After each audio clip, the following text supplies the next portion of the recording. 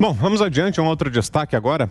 João Pedro Stedley, líder do movimento Sem Terra, em entrevista à Folha, culpou o presidente Jair Bolsonaro pela grande diminuição no número de ocupações de propriedades rurais pelos integrantes do movimento. Abro aspas. Quando você não resolve um problema social, não significa que ele desapareceu. O capitão insano que está aí vive dizendo, viu como não tem mais ocupação?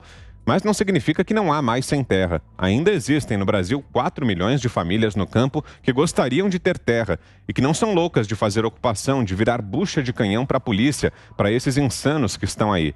A luta para a massa camponesa está difícil, assim como para o operário da cidade está difícil fazer greve. Fecho aspas. Stedley afirmou que o MST já está em plena campanha pela eleição de Lula e que o presidente Bolsonaro precisa ser afastado imediatamente. Aspas mais uma vez. O Lula está no segundo turno. A reabilitação eleitoral dele colocou um bode na sala para a elite. Acho que o necessário para sairmos desse calvário é afastar logo o Bolsonaro, salvar vidas e ajudar as pequenas empresas. Fecho aspas, declarações de João Pedro Stedley. Augusto. Olha, o erro do Washington Luiz, presidente Washington Luiz, erro histórico, foi ter tratado, quando surgiram os sindicatos, ele tratou uma questão social como caso de polícia. Não deveria ter feito isso. O que fez tantos anos depois? Fizeram, né, os governos brasileiros, porque não foi só o governo do PT que agiu assim. Trataram um caso de polícia como questão social, que é a reforma agrária proposta pelo João Pedro Stedley. O João Pedro Stedley está falando em insanidade. Vocês acham que não é insano alguém que declarou que se houvesse uma disputa, um confronto bélico, né, uma guerra entre o Brasil e o Paraguai, por causa do Tratado de Itaipu, ele ficaria do lado do Paraguai? Disse isso. João Pedro Stedley, no tempo em que eles não tinham medo, né, que os presidentes da República toleravam tudo, ele invadiu assintosamente uma propriedade pequena, né, do presidente Fernando Henrique, que era presidente da época. Ele queimava plantações, ele destruía máquinas usadas no cultivo da terra.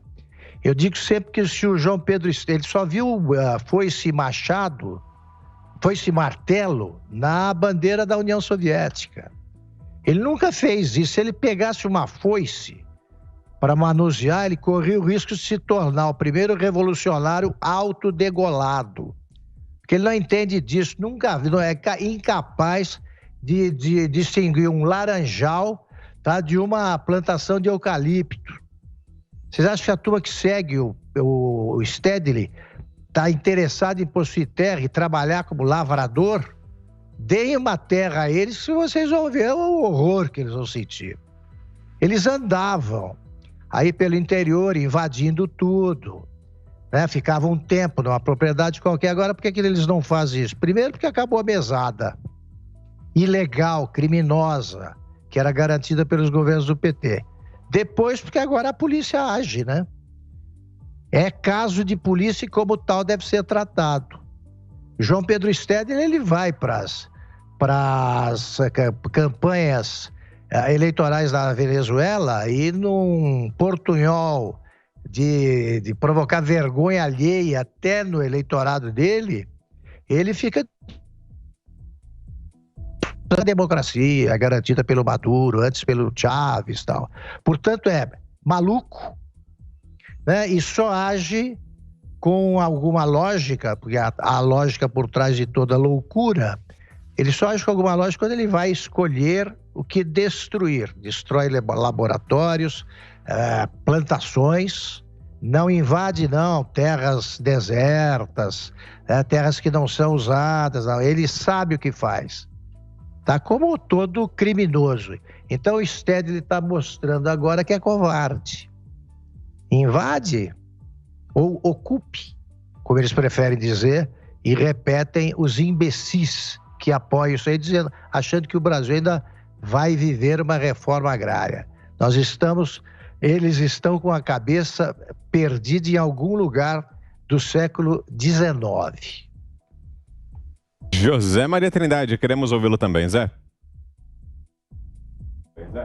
O MST está sendo morto de inanição, exatamente porque não tem o financiamento, não estão jogando dinheiro nessas lideranças que acabaram levando hordas de inocentes úteis a invadirem a propriedade alheia com o seu objetivo, provocar confusão e flertando com irregularidade, ou seja, com terrorismo. É isso mesmo, porque chantagem já há provas de que os líderes do MST ameaçavam invadir fazenda e cobravam para não invadir, para se ter uma ideia. Se isso não é terrorismo, se isso não é espalhar o terror, o temor, eu não sei mais o que é isso. Eu ouvi aqui de senadores, de deputados que têm fazenda, por que não? Qual o problema de um deputado e um senador ter propriedade privada conquistada com o trabalho, inclusive de gerações? E eles ameaçavam invadir, a não ser que, e esse a não ser que é que morava a propina e morava o produto de sustentação do MST, que na prática não existe. É uma estratégia para evitar processos políticos. Invadiu muita terra particular por chantagem, como essa fazenda do ex-presidente Fernando Henrique, aqui perto em Buritis, o ex-presidente vendeu a fazenda. Do ex-presidente do Senado, Eunício Oliveira, invadiram a sede da fazenda, usaram a banheira do senador. Isso é um absurdo. E antes havia chantagem. Se não houver dinheiro, nós vamos invadir a sua fazenda. Quem bancava a disputa, esse grupo ia lá e invadia. Isso não é luta por direito ao trabalho, direito ao acesso à terra. Isso não é mais um discurso. Essa fala do Stedley, veja bem, eu já tinha até esquecido dele. Isso está fora de moda mesmo. Essa fala dele, nem o Lula mais defende. O PT não quer nem ouvir falar dessa história, não. Mas admite ali porque é um braço importante. E é também uma faixa de ameaça, uma faixa de chantagem do chamado grupo social. Então, essa é a realidade do MST. Agora, tratando tecnicamente desse assunto, e eu lidei muito tempo com a terra, com plantar, eu me formei em agropecuária lá na Escola Federal de Barbacena, antes de fazer comunicação em Belo Horizonte. Então, eu entendo um pouco desse lado. O que está acontecendo?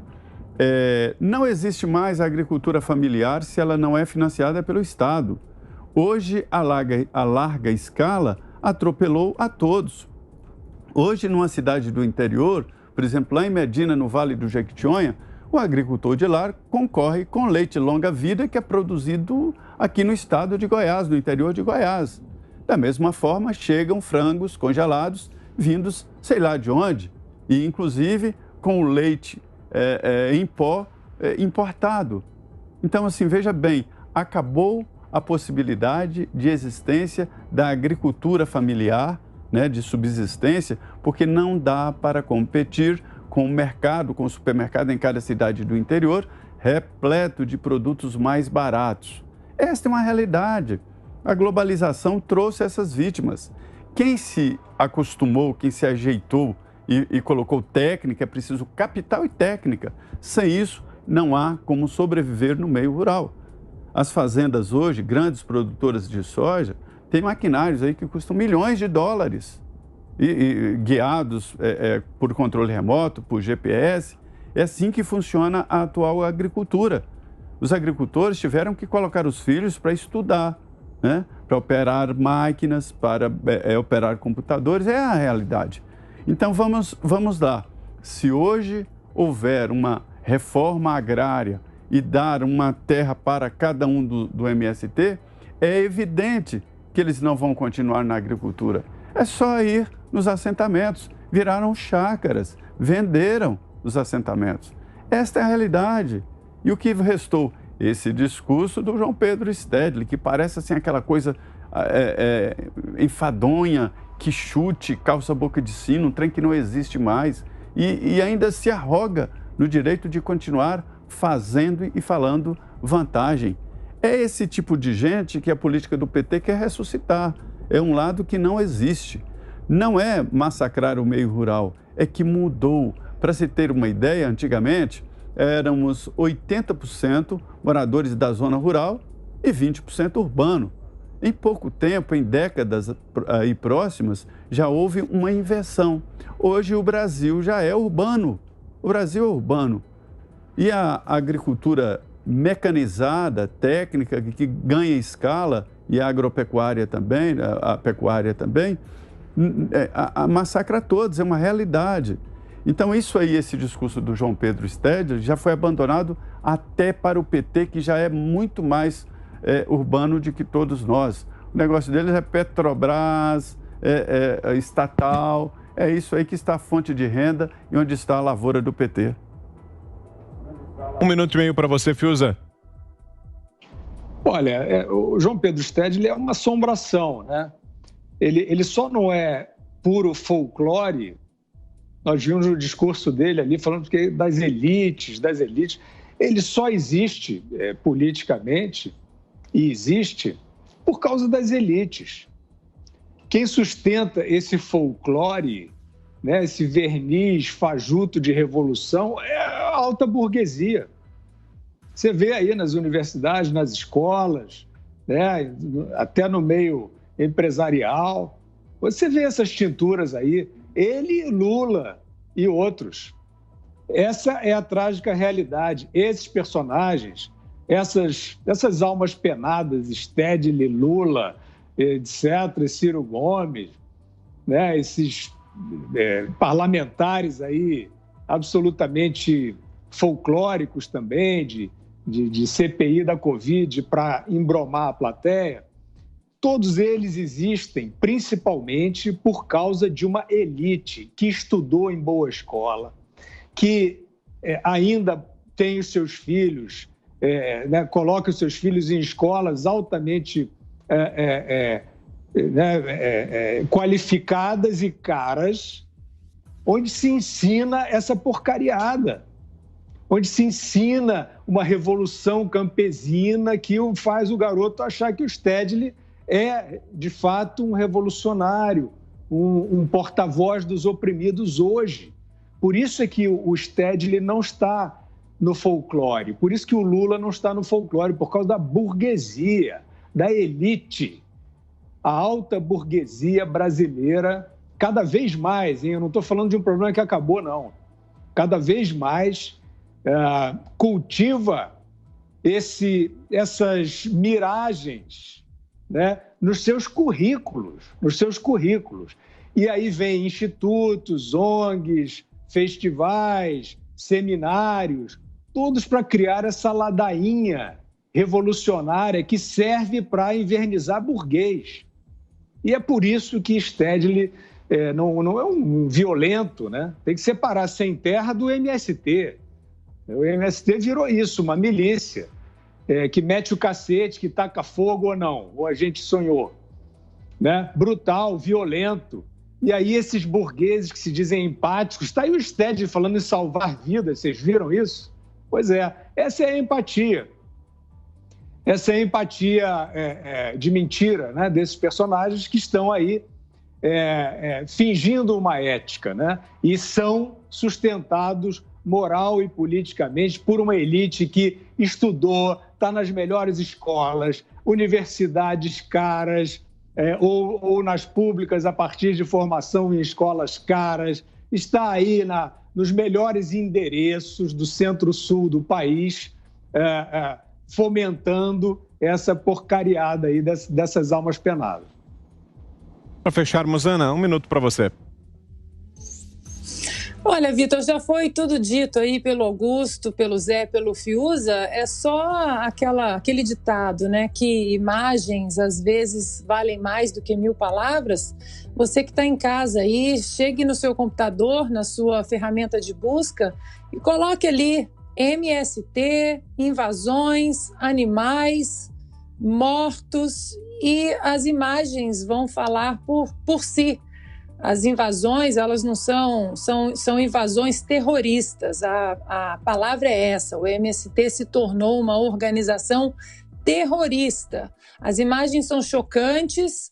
Então, você que está aí nos ouvindo, nos assistindo, tecle aí na sua ferramenta de busca exatamente isso, MST, animais mortos, e veja aí o que eles são capazes de fazer em nome de um braço político de partidos que flertam com o comunismo, por exemplo.